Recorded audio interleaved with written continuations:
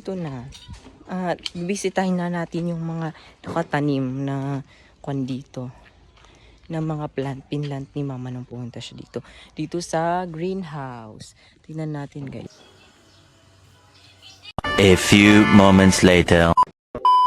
Oh, ito. Ito beans ito. Yan. Ito naman okra to. Ito naman okra, tas kangkong. Ito po yung plant namin. Ito yung greenhouse. Ito yung itatanim natin ngayon.